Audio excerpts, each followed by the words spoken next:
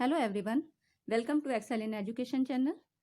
Friends, शिक्षा मनोविज्ञान के फर्स्ट लेक्चर में हम ग्रोथ एंड डेवलपमेंट के महत्वपूर्ण टॉपिक्स को डिस्कस करेंगे।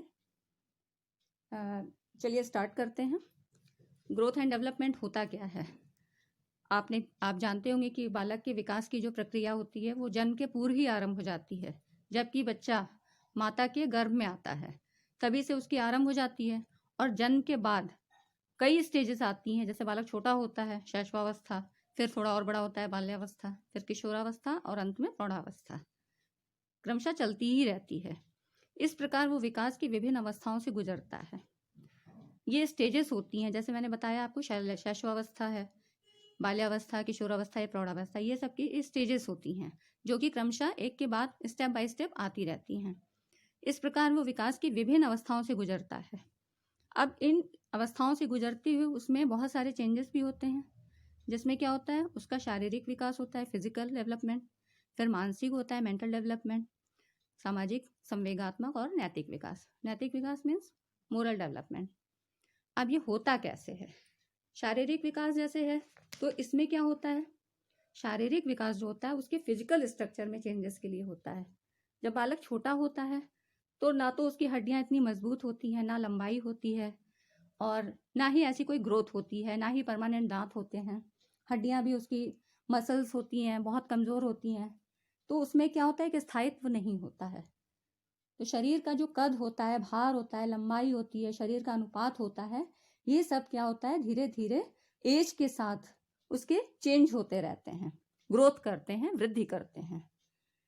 अब इन्हीं का अध्ययन हम लोग शारीरिक विकास के अंतर्गत, मतलब जो फिजिकल डेवलपमेंट है, इसके अंतर्गत करते हैं। शैशवावस्था है, बाल्यावस्था है या किशोरावस्था है, सब स्टेजेस में क्या होती है, लंबाई, भार, आकार, हड्डियां आदि में परिवर्तन होता है। बच्चा छोटा है तो जरूर उसकी मसल्स इतनी मजबूत नहीं होंगी, लंबाई कम होगी, टेम्परेरी दांत होंगे या नहीं भी होते हैं।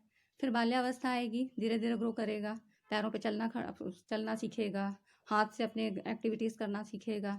किशोरावस्था आएगी तो उसकी एक पर्याप्त लंबाई तक वो पहुंच जाता है, उसमें ग्रोथ हो जाती है, एक वेट आ जाता है, डेवलपमेंट उसका इस तरह से होता है। अब आते हैं मानसिक विकास, मेंटल डेवलपमेंट। मेंटल डेवलपमेंट क्या होता है कि ये मतलब ब्रेन पावर के थ्रू होता है। इसके अंतर्गत क्या होता है कि वो ऑब्जर्वेशन, निरीक्षण, स्मरण शक्ति, विस्मरण। स्मरण क्या होता है, बच्चे को अगर हम कोई चीज़ सिखाते हैं तो वो उस चीज़ को ग्रैब करता है, पकड़ता है, मतलब सीखने की कोशिश करता है। धीरे धीरे उसको हमें रटाने की ज़रूरत नहीं पड़ती है चीज़ों को, वो अपने आप ही उन चीज़ों को पकड़ने की, सीखने की कोशिश करता है। किशोरावस्था में बच्चे अपने आप इतने समझदार हो जाते हैं कि वो उन चीज़ों को अपने आप ही फॉलो करने लगते हैं कि हमें करना क्या है, सही क्या है, गलत क्या है। तो ये इसका मेंटल डेवलपमेंट ही तो है। फिर क्या होता है कि कल्पना, बच्चा धीरे धीरे ही सीखता है।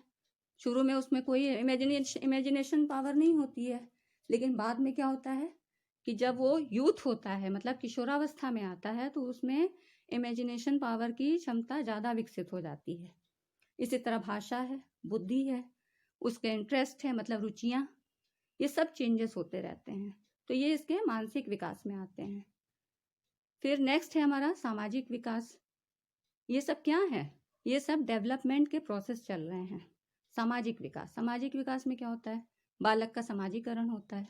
समाजीकरण से मतलब क्या होता है, बच्चा जब जन्म लेता है तो वो अपने परिवार के ही वातावरण में रहता है, परिवार के ही लोगों के साथ रहता है, उन्हीं के बीच में जब वो कोई भी चीज़ सीखना चाहता है, उसको सिखाया जाता है, उन्हीं चीज़ों को वो अनुकरण करता है। लेकिन धीरे धीरे क्या होता है, स्कूल जाना शुरू करता है, समाज के लोगों से मिलता है, तब वहाँ पर उसका समाजीकरण होता है, और लोगों से मिलता है, नई चीज़ें सीखता है, आचरण, व्यवहार, उसका सब कुछ परिवर्तित होता है। तो ये क्या हुआ, ये दायरा भी विकसित हुआ, मतलब सामाजिक विकास उसका हुआ। अच्छा बुरा हर चीज़ वो समझने की कोशिश करता है। वहाँ पे उसको सिखाया जाता है कि समाज में आपको रहना क्या है, सही क्या है, गलत क्या है, आप किस तरह का आचरण करेंगे, व्यवहार करेंगे, ये सब बालक को सिखाया जाता है। संवेगात्मक विकास, इमोशनल डेवलपमेंट क्या होता है, अब कुछ क्या होता है कि जब बच्चा जन्म लेता है तो मानव में कुछ ऐसे संवेग पाए जाते हैं जो नेचुरल होते हैं, मतलब बाय बर्थ होते हैं। जैसे छोटा बालक होता है, नवजात शिशु है, तो अगर उसको क्या है, भूख लगेगी तो वो रोएगा, है ना। तो भूख का है कि उसको भूख लगा, वो रोना आया उसको। भय, अगर उसको डर लगता है तो वो रोएगा, उसको भय लगेगा। क्रोध, कभी कभी गुस्सा भी आता है, अगर किसी बात से वो चिढ़ जाएगा तो उसको गुस्सा भी आएगा, हो सकता है वो अपने पेरेंट्स पे ही गुस्सा निकाले। फिर आश्चर्य होता है, किसी ऐसी चीज को देख के उसको आश्चर्य भी होता है। प्रेम, मतलब उसको प्रेम, घृणा, ये सब भावनाएं उसकी शुरू से ही होती हैं बाय बर्थ। लेकिन फिर क्या होता है, धीरे धीरे जैसे सामाजिकरण होता है तो उसके साथ साथ संवेगात्मक विकास भी वैसे ही डेवलप हो जाता है। अब ये किस तरह से होता है, जब बच्चा समाज में आता है तो वहाँ के लोगों के साथ रहता है, सीखता है, तो उसमें क्या होता है, ईर्ष्या की भी भावना आती है, वो जेलसी करेगा, द्वेष करेगा, क्रोध की भावना आएगी, लड़ाई झगड़े की भावना आएगी, कंपटीशन होगा, प्रतिद्वंदिता होगी, प्रतिस्पर्धा की भावना आएगी, है ना। क्लासमेट के बच्चों से अपने मतलब क्लासमेट के साथ वो अपने कंपटीशन की भावना रखेगा। तो इस तरह से क्या होते हैं कि ये डेवलपमेंट प्रोसेस चलता रहता है। फिर आते हैं नैतिक विकास। नैतिक विकास क्या होता है, मोरल डेवलपमेंट। मोरल डेवलपमेंट में क्या होता है, बच्चे को पहला तो उसका वातावरण जो होता है वो परिवार का ही होता है। परिवार में उसको एक अच्छा बुरा, एक नैतिक व्यवहार सिखाया जाता है कि आपको इस तरह से रहना है। अगर बच्चा गलत करता है तो उसको डांटा भी जाता है, सिखाया जाता है, समझाया जाता है। फिर धीरे धीरे जब वो उस एज में आता है, 4-5 साल की एज में, तो वो स्कूल जाना शुरू करता है। वहाँ पे उसको एक अनुशासन में सिखाया जाता है, इस समय आपको प्रेयर करनी है, इस समय आपकी क्लास होगी, फिर लंच होगा, फिर आपका प्ले का टाइम होगा। इस तरह से बच्चा वहाँ के वातावरण में रहना सीख जाता है। तो क्या हुआ, ये उसके नैतिक विचारों में परिवर्तन हुआ कि हमको यहाँ पे कैसे रहना है, वहाँ पे कैसे रहना है, हमें अपने से बड़ों का आदर किस तरह करना है। तो ये सब मोरल वैल्यूज उसमें धीरे धीरे डेवलप होती हैं। तो ये नैतिक विकास हुआ। तो इस तरह से डेवलपमेंट का प्रोसेस चलता है। तो अब हम यहाँ पर क्या है, इसकी कुछ डेफिनेशन देखते हैं जिनके द्वारा आपको पता लगेगा कि हाँ डेवलपमेंट होता कैसा है। मेरिडिथ एक मनोवैज्ञानिक थे जिन्होंने अपनी परिभाषा में लिखा है, कुछ लेखक अभिवृद्धि का प्रयोग केवल आकार की वृद्धि के अर्थ में करते हैं और विकास का विशिष्टीकरण के, स्पेशलाइजेशन के अर्थ में करते हैं। अब दूसरे एक मनोवैज्ञानिक थे हरलॉक। हरलॉक ने क्या कहा, विकास बड़े होने तक ही सीमित नहीं है, वरन इसमें प्रौढ़ावस्था के लक्ष्य की ओर परिवर्तनों का प्रगतिशील क्रम निहित रहता है। विकास के फलस्वरूप व्यक्ति में नवीन विशेषताएं तथा नवीन योग्यताएं प्रकट होती हैं। अब इसको हम देख लेते हैं कि हाँ इन परिभाषाओं का सार क्या है। तो हरलॉक की जो परिभाषा थी, इसके अनुसार 3 बातें स्पष्ट होती हैं। विकास परिवर्तन की ओर संकेत करता है, पहला तो ये। दूसरा पॉइंट ये निकल के आता है कि विकास में एक निश्चित क्रम होता है, जैसे मैंने बताया कि शारीरिक विकास होता है, फिर मानसिक विकास होता है, फिर सामाजिक विकास होता है, फिर संवेगात्मक विकास होता है, नैतिक विकास होता है। तो ये स्टेप बाय स्टेप धीरे धीरे ही डेवलप होते हैं। थर्ड इनका जो पॉइंट आता है कि विकास की एक निश्चित दिशा और लक्ष्य होता है। तो इन परिभाषाओं के आधार पर वृद्धि में विकास और अंतर भी समझा जा सकता है। जैसे गर्भाधान, मतलब जब गर्भ धारण होता है, माता गर्भ धारण करती है, तो जब उसका बालक गर्भ में आता है, गर्भाधान से लेकर शैशवावस्था, बाल्यावस्था, किशोरावस्था से होते हुए प्रौढ़ावस्था तक पहुंचते हुए जो उसके अंग होते हैं, ऑर्गन्स होते हैं, उनके आकार, लंबाई और भार में परिवर्तन होता है। इन्हीं परिवर्तनों को वृद्धि कहा जाता है। जैसे शैशवावस्था में तो उतने नहीं बड़े होते हैं, लेकिन धीरे धीरे क्या होता है, उनके अंगों के आकार में परिवर्तन आता है। तो ये परिवर्तन हमें दिखाई दे रहा है, मतलब वृद्धि हो रही है। तो इस वृद्धि को क्या होता है, मापा या तौला जा सकता है। जैसे शैशवावस्था में लंबाई कम थी, लेकिन धीरे धीरे क्या हुआ, बच्चों की लंबाई में, हाइट में उसमें ग्रो हुई, वेट में परिवर्तन आया, तो इसको हम मेजर कर सकते हैं, है ना। लंबाई या वजन को हम मेजर कर सकते हैं। परंतु ऐसा भी होता है कि अंगों के आकार में तो वृद्धि हो रही है, लेकिन हो सकता है उसकी कार्य क्षमता में वृद्धि ना हो रही हो, कि बालक उस एज तक आ गया है, उसकी लंबाई तो बढ़ गई है, लेकिन जो उसकी एज ग्रुप के बच्चे हैं उनसे वो पीछे हो, उस तरह से एक्टिविटी ना कर रहा हो, है ना। तो ये कहा जाता है कि वृद्धि तो हो रही है पर विकास नहीं हो रहा है, अक्सर ये कहा जाता है ना। तो हम यही कह सकते हैं कि इन शॉर्ट हम ये कहते हैं कि वृद्धि जहां एकाकी प्रक्रिया है, मतलब वृद्धि क्या होता है, एक सिंगल प्रोसेस है, और लेकिन विकास क्या है, एक ब्रॉड प्रोसेस है। और विकास के अंतर्गत ही वृद्धि की क्रिया आती है, मतलब विकास ज़्यादा वो हुआ, ज़्यादा जो है ब्रॉड एरिया का काम है, तो इसलिए हम वृद्धि और विकास में इस तरह से डिफ्रेंशिएट कर सकते हैं। वृद्धि और विकास का ये हमने डिफरेंस देखा। इसके बाद हम ये देखते हैं कि विकास के पक्ष भी होते हैं कुछ। इसके डिफरेंट मतलब 5 पक्ष होते हैं। जैसे पहला है गर्भावस्था, प्री नेटल एज स्टेज इसको बोलते हैं। तो इसमें इसकी जो एज होती है वो गर्भ धारण के समय से जन्म तक की होती है। ये गर्भावस्था का समय होता है, मतलब जब बालक माता ने गर्भ धारण किया, बालक आया उसमें, तभी से उसका डेवलपमेंट का प्रोसेस शुरू हो जाता है माता के गर्भ के अंदर ही। गर्भावस्था के बाद आती है शैशवावस्था, जिसको हम इन्फेंसी कहते हैं। शैशवावस्था क्या होती है? ये जन्म के उपरांत मानव विकास की प्रथम अवस्था है। अब इस अवस्था में क्या होता है, जो नवजात शिशु होता है, न्यूबॉर्न बेबी होता है, इसका विकास होता है। तो शैशवावस्था को जीवन का सबसे महत्वपूर्ण काल माना जाता है, क्योंकि जैसे बच्चे ने जन्म लिया उसके बाद उसका विकास धीरे धीरे होने लगता है। तो मनोवैज्ञानिकों के अनुसार जीवन के जो 5 से 6 वर्षों में शरीर और मस्तिष्क का जो विकास होता है वो उसके बहुत ग्रहणशील होते हैं। मतलब बच्चा कोई भी चीज़ बहुत जल्दी ही ग्रहण करता है। अगर उसे कोई चीज़ सिखाई जाती है, समझाई जाती है, तो वो उन चीज़ों का अनुकरण बहुत जल्दी करता है। इस समय जो भी उसको सिखाया जाएगा उसका इफेक्ट उसके ऊपर तुरंत पड़ेगा। शिशु के जन्म के उपरांत जो प्रथम 6 वर्ष होते हैं वो शैशवावस्था कहलाते हैं। शैशवावस्था हो गई। शैशवावस्था इन्फेंसी होती है, इसको इंग्लिश में क्या कहते हैं? इन्फेंसी। शिशु को अंग्रेजी भाषा में क्या कहते हैं? इन्फेंट। इन्फेंट कहाँ से लिया गया है? ये लैटिन भाषा के 2 शब्द इन तथा फेरी से मिलकर बना होता है। इन्फेंट का शाब्दिक अर्थ होता है बोलने के अयोग्य, क्योंकि क्या होता है, शैशवावस्था में बालक को उतना बोलना नहीं आता है, उसकी भाषा का विकास उतना नहीं होता है। तो इन्फेंट का मतलब होता है बोलने के अयोग्य, कि जो बच्चा अपनी खाली एक्टिविटीज से कुछ अपनी बातों को समझा सकता है, इसीलिए इस अवस्था को हम इन्फेंसी कहते हैं। तीसरी अवस्था, जो विकास की तीसरी अवस्था है, ये स्टेप बाय स्टेप ही धीरे धीरे ग्रेजुअली आगे बढ़ती जाती हैं। तो जो चाइल्डहुड होती है, बाल्यावस्था, ये बाल्यावस्था जन्मोपरांत मानव विकास की दूसरी अवस्था है। मतलब पहले तो गर्भ धारण की हो गई, फिर शैशवावस्था, मतलब जन्म के बाद ये शैशवावस्था पहली अवस्था हुई, उसके बाद बाल्यावस्था दूसरी अवस्था हो गई। तो जो शैशवावस्था की समाप्ति के बाद प्रारंभ होती है वो बाल्यावस्था होती है। ये कहाँ से होती है? ये 6 वर्ष से लेके 12 वर्ष की आयु के बीच की अवस्था को बाल्यावस्था कहते हैं। क्योंकि इस अवधि में क्या होता है, बालक जो एलिमेंट्री मतलब प्राथमिक विद्यालय होते हैं, इनकी शिक्षा प्रारंभ करता है। मतलब प्री नर्सरी, नर्सरी, केजी, इस तरह से वो अपनी विद्यालय की शिक्षा प्रारंभ करता है। 5 से 6 साल में बच्चे स्कूल जाने लगते हैं। तो इसलिए जो शिक्षा शास्त्री होते हैं, इन्होंने इस एज को एलिमेंट्री स्कूल एज भी कहा है।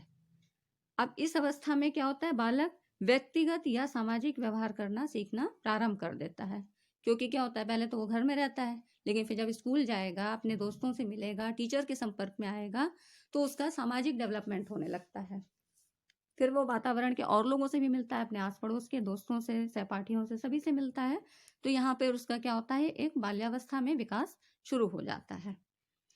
किशोरावस्था चौथी अवस्था, ये यहाँ पे विकास की जो चौथी अवस्था है वो किशोरावस्था है, जिसको हम एडोलेसेंस कहते हैं। एडोलेसेंस क्या है? ये जन्म के उपरांत मानव विकास की तीसरी अवस्था है।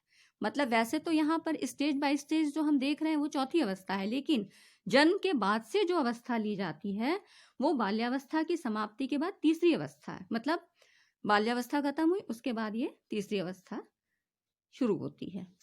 तो तथा प्रौढ़ावस्था के प्रारंभ होने तक चलती है। इसका जो टाइम पीरियड है वो क्या है, 12 वर्ष से 18 वर्ष की आयु के बीच की अवधि को ही हम किशोरावस्था कहते हैं।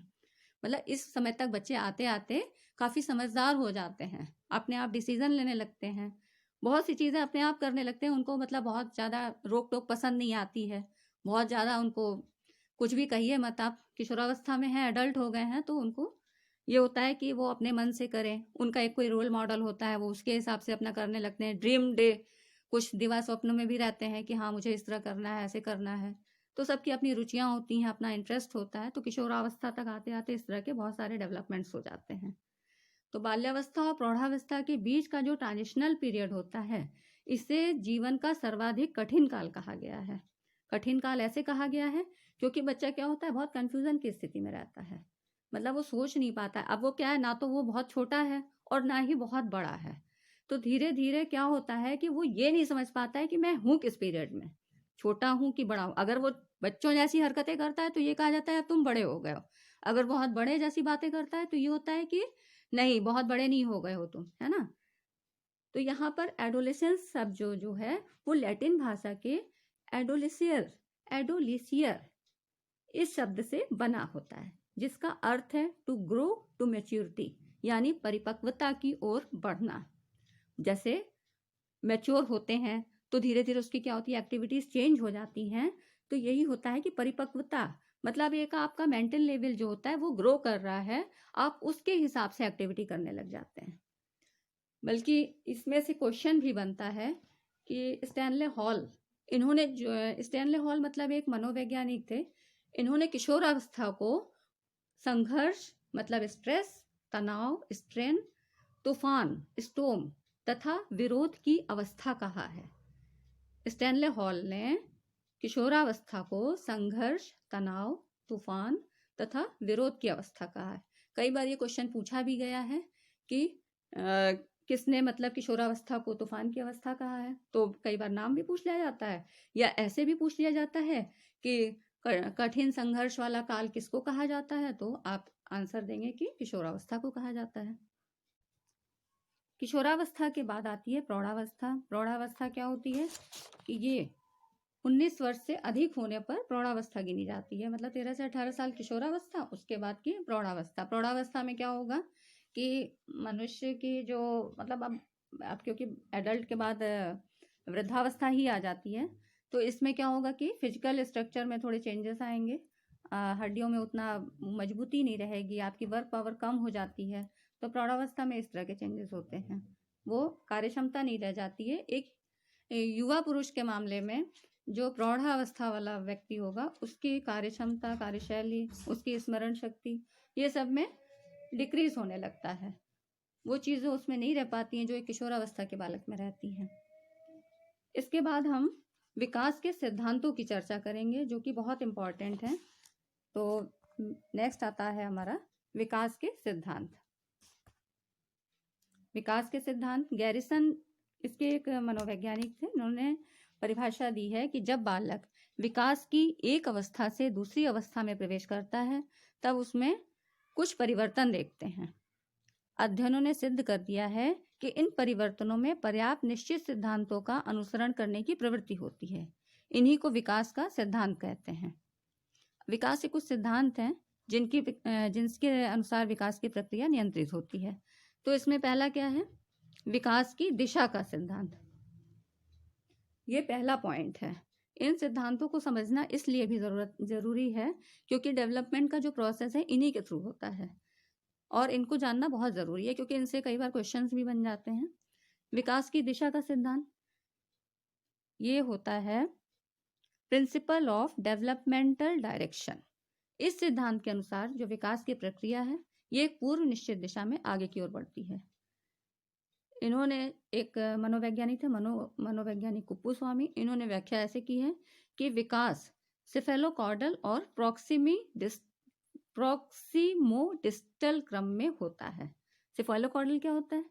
सिफेलोकॉर्डल क्रम का विकास जो होता है वो लॉन्गिट्यूडनल डायरेक्शन में, मतलब एक ऊर्ध्वाधर स्थिति लॉन्गिट्यूडनल डायरेक्शन में होता है। आप लोग इंग्लिश के ही टर्म्स फॉलो करिएगा, वो ज़्यादा अच्छे हैं। तो लॉन्गिट्यूडनल डायरेक्शन में मतलब सिर से पैर की ओर होता है। सबसे पहले बालक सिर और भुजाओं की गति पर नियंत्रण करना सीखता है, और उसके बाद टांगों को। कोई भी बच्चा होता है वो धीरे धीरे क्या होता है, पहले अपने सिर को घुमाना, इधर उधर देखना शुरू करता है, उसके बाद अपने हाथ से एक्टिविटी करता है, फिर जाके वो कहीं और थोड़ा डेवलपमेंट होते होते फिर वो अपने पैरों पे खड़ा होना सीखता है। तो इस तरह से क्या होता है कि डेवलपमेंट जो होता है एक निश्चित दिशा में ही होता है। विकास की एक दिशा निर्धारित है, उसी के अनुसार उसका डेवलपमेंट होगा। धीरे धीरे फिर क्या करेगा, वो अच्छी तरह बिना सहारे के खड़ा होता है और चलना सीखता है। ये तो हो गई सिफेलोकॉर्डल की बात। अब प्रॉक्सिमो डिस्टल जो क्रम होता है, ये दोनों जो क्रम है, सिफेलोकॉर्डल और प्रॉक्सिमो डिस्टल क्रम, ये नेट के एग्जाम में भी काफ़ी इससे क्वेश्चन बनते हैं, क्योंकि नेट के एग्जाम में क्या होता है, एप्लीकेशन मोड पे क्वेश्चन पूछे जाते हैं। तो जो प्रॉक्सिमो डिस्टल क्रम है, इसके अनुसार विकास का क्रम केंद्र से प्रारंभ होता है, फिर बाहरी विकास होता है, मतलब केंद्र से प्रारंभ होगा, उसके बाद बाहर की ओर फैलेगा, फिर धीरे धीरे क्या होता है, संपूर्ण विकास होता है। अब जैसे केंद्र से मतलब क्या है, रीढ़ की हड्डी का विकास पहले होगा, क्योंकि सारा जो मनुष्य के शरीर का भार होता है वो बैकबोन पे ही होता है। तो पहले रीढ़ की हड्डी का विकास होगा, उसके बाद उसके भुजाओं का, फिर हाथ का, फिर वो हाथ की उंगलियों को एक्टिव करेगा, मतलब फिर उनसे वो हाथ की उंगलियों से अपने काम करेगा, उनसे सपोर्ट लेगा। तो धीरे धीरे इस तरह हमने देखा कि इन सब का पूर्ण रूप से फिर संयुक्त विकास होता है, मतलब एक डायरेक्शन में किस तरह से होगा, मतलब सिर से पैर की ओर होगा कि पहले रीढ़ मतलब बीच से होगा, क्रम इस तरह से एक क्रम निर्धारित है। तो विकास की दिशा का ये सिद्धांत है। दूसरा इनका सिद्धांत है निरंतर विकास का सिद्धांत। ये सिद्धांत ये बताता है कि विकास एक न रुकने वाली प्रक्रिया है।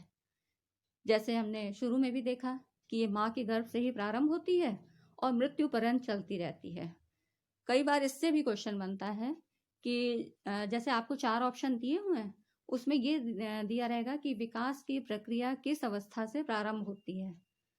तो स्टूडेंट्स गलती क्या करते हैं कि शैशवावस्था लगा देते हैं, जबकि क्या होता है कि जो विकास है, जो विकास का प्रोसेस है, डेवलपमेंटल प्रोसेस है, वो गर्भाधान से ही शुरू हो जाता है, प्री नेटल स्टेज से ही प्रारंभ हो जाता है।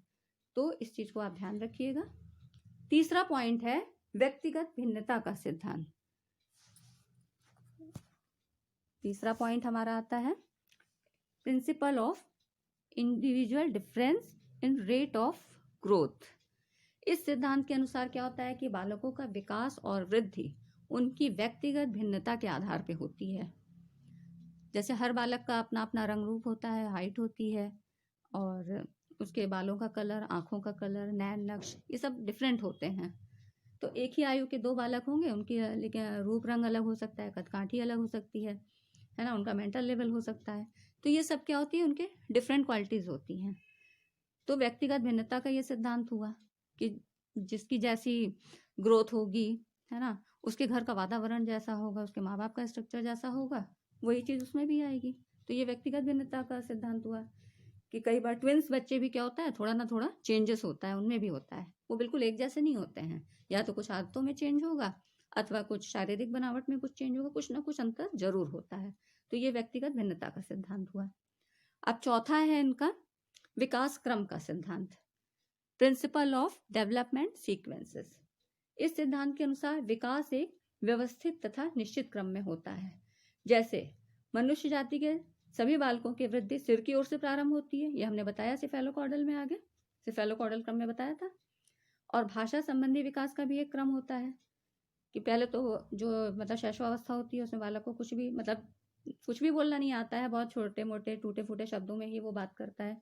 तीसरे माह से वो विशेष प्रकार की आवाज़ निकालता है, लेकिन छठे माह में आते आते फिर वो हंसना सीखता है, कुछ और शब्द उसके डेवलप होते हैं। 7वें माह से वो फिर कुछ शब्दों को बोलता है, थोड़ा और बड़ा होने पर फिर उसके सेंटेंस मतलब शब्दों का और विकास होता है और वो वाक्यों का प्रयोग करने लगता है, अपनी बात को वो समझा लेता है। पांचवा जो इसका है परस्पर संबंध का सिद्धांत, principle of inter relation. Inter relation का मतलब क्या हुआ कि कोई चीज़ है वो आपस में कोरिलेट करेगी। तो जो विकास की सभी दशाएं हैं, जैसे शारीरिक हो गई, मानसिक हो गई, सामाजिक, संवेगात्मक, ये क्या होती हैं, आदि एक दूसरे से संबंधित होती हैं। कुछ बालक ऐसे होते हैं जिनकी बुद्धि औसत से अधिक होती है, तो वे शारीरिक और सामाजिक तौर से भी काफी विकसित होंगे। मतलब जैसे कि अगर बालक का क्या है, रहन सहन अच्छा है, खान पान अच्छा है, तो उसका शारीरिक विकास अच्छा होगा, उसकी लंबाई, उसकी हाइट, मतलब हाइट, वेट, सब कुछ बहुत अच्छा होगा।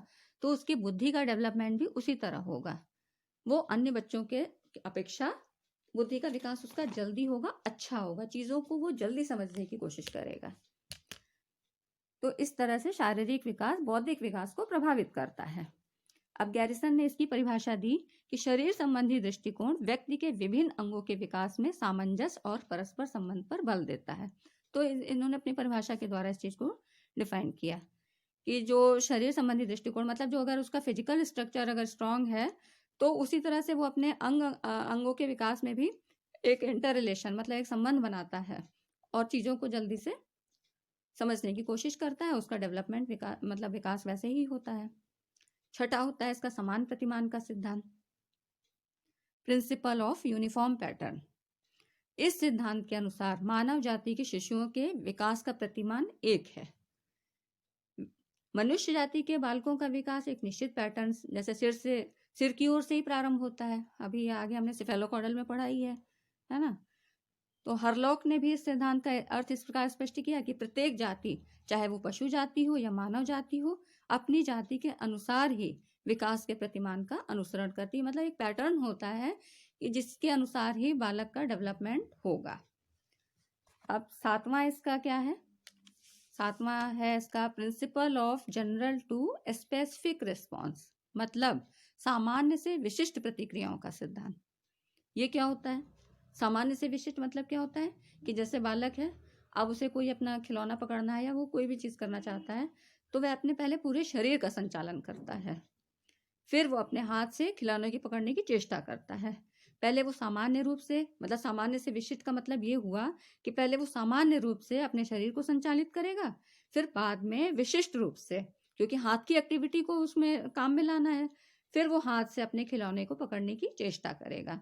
तो सामान्य से विशिष्ट का मतलब ये हुआ कि सामान्य रूप से केवल हाथ ही नहीं बल्कि अन्य अंगों को भी हिलाता है, जिससे वो क्या करेगा कि अपना जो काम है, जो वो करना चाह रहा है, वो हाथ के द्वारा कर लेगा। तो सामान्य से विशिष्ट प्रतिक्रिया ऐसे होती है। आठवां है वंशानुक्रम और वातावरण का अंतःक्रिया का सिद्धांत, मतलब principle of interaction of heredity and environment. इसके अनुसार क्या है? वंशानुक्रम और वातावरण क्या है? ये दोनों फैक्टर बहुत इंपॉर्टेंट होते हैं बालक के विकास में, डेवलपमेंट में। वृद्धि और विकास की क्रिया में क्या होता है? वंशानुक्रम बालक की बुनियाद का काम करता है। वंशानुक्रम, क्योंकि क्या होता है कि प्रत्येक जीवधारी, मतलब जैसे बालक जब जन्म लेता है तो अपने पूर्वजों से अनेक शारीरिक, मानसिक और व्यवहार संबंधी गुणों को विरासत में प्राप्त करता है, हेरिडिटी जिसको बोलते हैं। तो उन्हीं गुणों को वो अपने प्राप्त करता है और आगे यही गुण उसके परिलक्षित होते हैं कि उसका रूप रंग क्या है, उसका मेंटल लेवल क्या है, ये सब उसको अपने पेरेंट्स से प्राप्त होंगे, पेरेंट्स को अपने पूर्वजों से प्राप्त होंगे। तो इस तरह वो धीरे धीरे स्टेप बाय स्टेप एक पीढ़ी से दूसरी पीढ़ी में स्थानांतरित होते रहते हैं। इसी को वंशानुक्रम कहते हैं। और वातावरण क्या है? वातावरण से तात्पर्य है कि यदि गर्भस्थ शिशु को माता के रक्त से पर्याप्त मात्रा में कैल्शियम या पौष्टिक पदार्थों की प्राप्ति नहीं होती है तो उसमें क्या होते हैं? फिजिकल डिस्टॉर्शन होते हैं, जैसे कुछ शारीरिक विकृति आ जाएगी, है ना। तो ये क्यों हुआ? क्योंकि वो जिस वातावरण में था, मतलब वो बाहर तो आया नहीं, पहले गर्भ की स्थिति में था, मतलब माता के ही गर्भ में था, तो उस समय उसको जो वातावरण मिला, अगर उसका खान पान अच्छा है माता का, तब तो उसको बालक को उसका जो डेवलपमेंट होगा एक बहुत अच्छे तरीके से होगा, उसमें कोई डिस्टॉर्शन नहीं आएगा, कोई विकृति नहीं आएगी। लेकिन कई बार ऐसा होता है कि कोई कमी हो जाती है, कोई रोग की स्थिति ऐसी हो जाती है कि वो माता को है तो वो बच्चे को हो जाएगी, या कुछ अंदरूनी ऐसी कोई प्रॉब्लम है तो वो बच्चे पर भी इफेक्ट आता है। तो इसलिए ये डिस्टॉर्शन हो जाते हैं। तो ये किस लिए हुए? वातावरण के ही संपर्क में आने से हुए। अब जन्म के बाद यदि बालक को उत्तम वातावरण की प्राप्ति होती है तो बालक की सामाजिक, अंतरक्रिया और बौद्धिक क्षमता भी अधिक होगी, क्योंकि जब उसका डेवलपमेंट अधिक अच्छा है, सब कुछ अच्छा हो रहा है, फिजिकल भी अच्छा है, मेंटल भी अच्छा है, तो सामाजिक वातावरण भी अच्छा होगा, सामाजिक, संवेगात्मक, नैतिक आचरण, उसका सभी कुछ अच्छा होगा। और अगर उसका वातावरण अच्छा नहीं है, उसको अच्छा एटमॉस्फेयर नहीं मिला है, उसका वातावरण ऐसा है कि वो झूठ बोलता है, उसके घर में मतलब उसको अगर किसी चीज़ की कमी है और परिवार से पूरी नहीं होती है तो वो धीरे धीरे चोरी करना सीख लेता है, तो ये वातावरण का ही तो इफेक्ट है। तो इस तरह वातावरण के द्वारा बालक का जो विकास होता है ये भी काफ़ी डिपेंड करता है। तो वंशानुक्रम और वातावरण, ये दोनों फैक्टर बालक के डेवलपमेंट के लिए बहुत इंपॉर्टेंट हैं। तो शिशु के जन्म के उपरांत उसे जो मिलने वाला वातावरण होता है ये उसके शारीरिक, मानसिक, सामाजिक विकास को प्रभावित करता है। अच्छा, अब हम ये जो सिद्धांत पढ़ रहे हैं, इनका शैक्षिक महत्व भी तो कुछ होगा। क्यों कोई चीज़ पढ़ी जाती है? तो शैक्षिक महत्व इसका यही है कि इससे ये पता लगता है कि हम विकास के संबंध में किस आयु के बालक से, अगर मतलब किस बच्चे की एज क्या है, उससे हम क्या उम्मीद करें। कि ना तो हम बहुत ज़्यादा की उम्मीद कर सकते हैं और ना बहुत ज़्यादा कम की।